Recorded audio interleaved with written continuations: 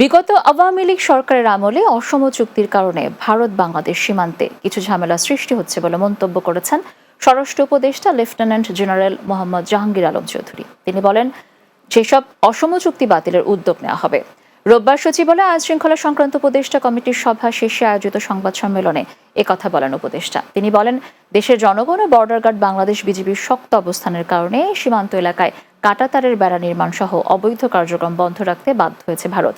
সীমান্তের 5 স্থানে ভারতের বিধি বহির্ভূত নির্মাণের ঠেকানোর কথা জানান স্বরাষ্ট্র উপদেষ্টা। তিনি আরও জানান, পররাষ্ট্র মন্ত্রণালয়ের মাধ্যমে ভারতের সঙ্গে যোগাযোগ করা হচ্ছে।